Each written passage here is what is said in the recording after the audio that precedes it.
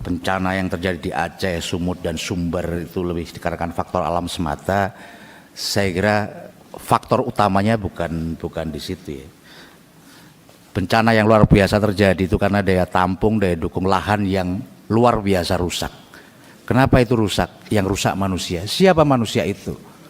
Bapak Ibu sekalian, bagi saya soal bukan hanya illegal logging dan alih fungsi lahan punya saham terbesar atas kerusakan yang terjadi di Indonesia.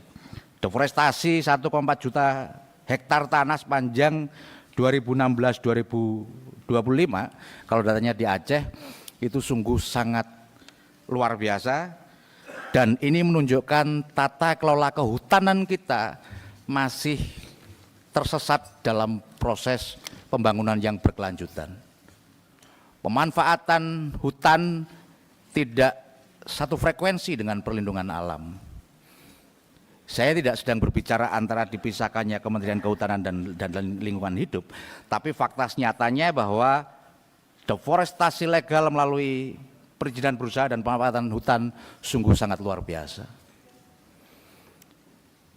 Saya tidak menegasikan soal-soal illegal logging, tapi yang marak kalau di berbagai video, berbagai dokumenter, kayu-kayu gelondongan yang luar biasa gede itu saya kira bukan kelasnya, bukan pencuri kayu, bukan perambah hutan yang di sekitar hutan, tapi mungkin juga korporasi besar. Dan ini sudah diamini tadi dalam paparan menteri bahwa ada banyak perusahaan-perusahaan yang nakal yang akan dicabut izinnya ke depan.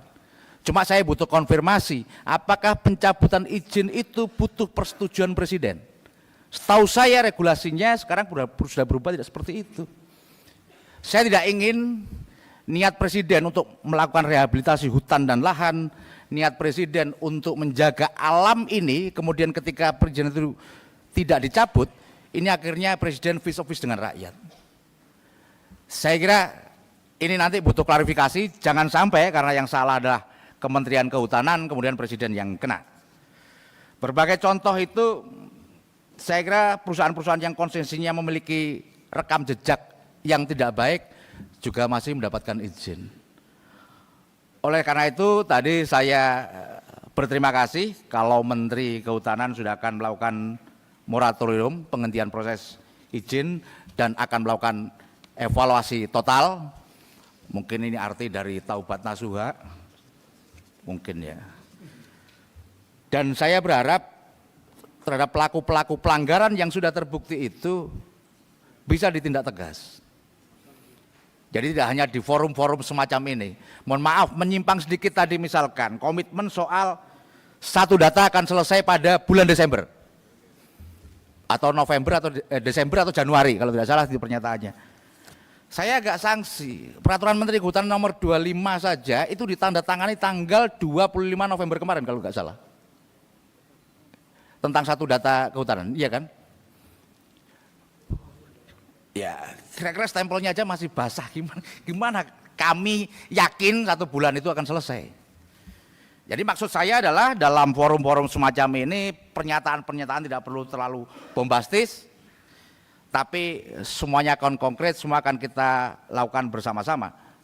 Termasuk kemarin tuh viral misalkan Pak Dirjen Gakum, saya nggak tahu dipotong atau gimana, yang menegasikan itu kayu-kayu lapuk. Tapi bagi saya soal-soal ketegasan kepada para bukan hanya pelanggar menurut saya. Ini kan kita itu selalu permisif terhadap hal-hal yang semacam itu. Hanya dapat sanksi administratif. Kalau dinyatakan bersalah sebetulnya itu sudah kejahatan lingkungan luar biasa.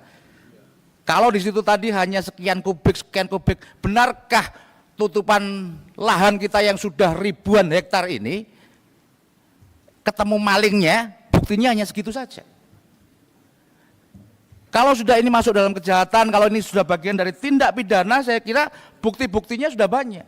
Pernahkah itu sampai ditarik semua alat-alat berat yang dipergunakan untuk melakukan tindak kejahatan?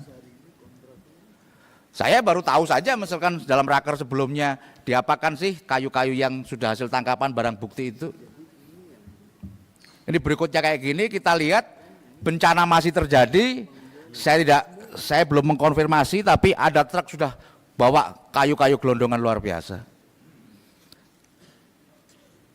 Jadi terhadap orang-orang yang melakukan tindak kejahatan kayaknya sama sekali tidak takut dengan aparat penegak hukum, sama sekali tidak takut dengan Dirjen Gakum, kementerian, tidak takut dengan negara. Ini harus evaluasi. Karena bisa jadi mereka tidak takut, selama ini melakukan pelanggaran toh hanya dicabut izinnya, toh hanya dianggap pelanggaran administrasi. Ini tidak tegas atau saya tidak tahu sedang ada apa permainan di balik itu. Kalau bicara soal kepastian, takut katanya ada perusahaan yang sudah melakukan pernyataan, oh enggak, kami semua legal. Ya kalau dari sisi normatifnya itu memang tidak melanggar. Setahu saya kalau bicara soal tujuan hukum itu, satu soal kepastian, yang kedua soal kemanfaatan, yang ketiga soal keadilan. Bagaimana ketika kepastian hukum berbenturan dengan keadilan? Bagaimana kepastian hukum berbenturan dengan kemanfaatan? Yang harus didahulukan menurut saya adalah kemanfaatannya. Kalau menurut Pak Yohan, Pak Yohan nggak ada. Dalam ilmu fikih ini berbeda. Hukum dapat diubah selama membawa kemanfaatan. Saya memahami bahwa ini rangkaian panjang lah. Bukan berarti saya setuju Pak Menteri kemarin sudah ada yang bela. Ini baru setahun jabat masa semua dilimpahkan. Mari kita buktikan itu, kita evaluasi seluruh kebijakan selama ini yang terjadi seperti apa. Berikutnya, dengan keluarnya izin-izin yang semacam itu, akhirnya sesungguhnya kita negara mengalami kerugian yang luar biasa. Negara untungnya hanya kecil, tapi kemudian masyarakat kita semua ruginya begitu besar. Akibat banjir longsor di Aceh saja itu menelan kerugian sebesar 10,69 triliun. Sementara PNBP-nya, nanti dicek kalau salah, nggak sampai 1 miliar. Nah ini pengelolaan macam apa? Kita menyerahkan kayak gitu dapat duit 1 miliar, habis itu hancur buntung kita keluar 10 triliun. Apakah ini ke depan akan terjadi lagi? Saya tidak ingin ini terjadi, tapi potensinya sangat luar biasa. Kenapa? Karena tutupan-tutupan lahan, karena orang yang mendapatkan izin dan bisa melakukan deforestasi masih luar biasa. Oleh karena itu, saya juga melakukan kritik misalkan komitmen membenahi DAS ini. Karena dari tahun ke tahun anggarannya menurun. Di ruang rapat kita dalam melakukan fungsi penganggaran kita setuju terhadap pengelolaan lingkungan yang berkelanjutan. Tapi ketika dibelajarkan saya melihatnya, ya ini tidak sebanding dengan persetujuan kita, dengan komitmen kita agar hutan ini kita jaga, apa yang kita miliki saat ini juga akan diwariskan kepada anak cucu kita. Dan terkait DAS ini misalkan kalau di DAS Singkil yang tinggal berapa, 33% atau berapa, apakah mampu ini nanti ketika ada banjir kembali dengan curah hujan di atas 300 mili itu menahan tekanan dari air yang ada. Berikutnya soal fungsi pengawasan.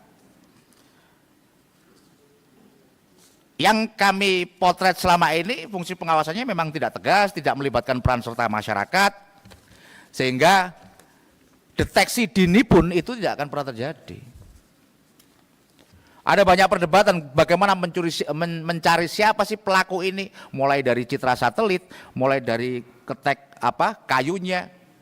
Tapi kan itu tidak simsalabim. Bagi orang-orang masyarakat pinggir hutan ketika pohon besar ditebang itu juga nggak mungkin langsung hilang, pasti akan ditumpuk dulu di pinggir-pinggir jalan kemudian akan diangkut. Saya nggak tahu jumlah personelnya mau kurang atau gimana Pak Januanto. Meskipun nggak banyak tapi kan sudah dikendarai trail kita pernah. Ya saya kira jangan juga terlalu spesifik. Oh ya saya urusannya bukan itu. Ketika terjadi tindak pidana, ketika terjadi pelanggaran, wajib dong sama aparat melakukan itu. Tapi kalau jawabannya, oh itu beda, wah menurut saya jadi tidak masuk akal lagi. Sama dengan kami anggota DPR itu nggak boleh menolak aspirasi. Karena janjinya 1 Oktober memperjuangkan aspirasi apapun. Nggak ada kaitannya dengan Komisi 4 juga harus kita perjuangkan. Bukan maksud saya nggak boleh lagi, mohon maaf Pak Dirjen. Kalau saya, oh itu beda gitu ya. Jadi janganlah ke depan alasan-alasan kayak gitu dimunculkan lagi.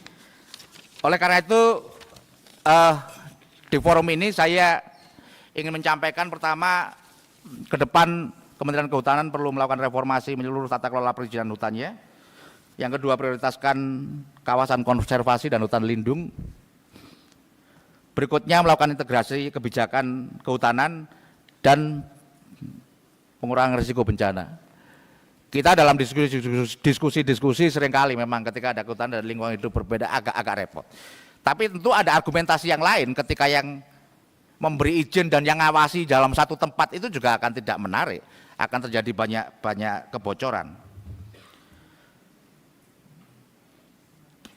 Dan yang terakhir, saya kira karena saya sendiri khawatir bencana-bencana seperti ini akan terjadi, dan saya kok melihat potensi itu ada, sehingga melakukan reformasi tata kelola kehutanan menjadi satu hal yang penting. Dan untuk mendorong itu, mohon izin pimpinan, kami mengusulkan ada pansus soal alih fungsi lahan. Ini kita gunakan agar semuanya terang benderang, agar semuanya tidak sekedar menjawabnya dengan taktis. Saya harap kementerian dalam pernyataan-pernyataannya bukan saja membawa atau bersifat empati, tapi juga yang harus hati-hati.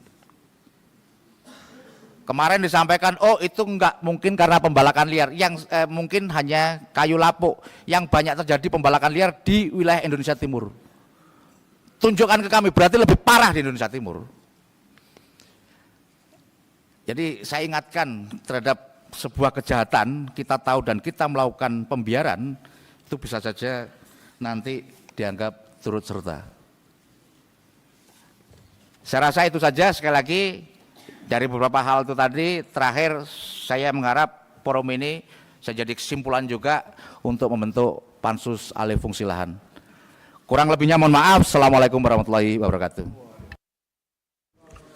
Baik, terima kasih Pak Soni. Selanjutnya Ibu Alin Mus dari Partai Golkar. Terima kasih Bu Ketua. Yang saya hormati Bu Ketua, pimpinan dan Bapak Ibu anggota Komisi 4 yang saya banggakan. Pak Menteri, Pak Wamen, Pak Sekjen beserta jajaran yang saya juga banggakan.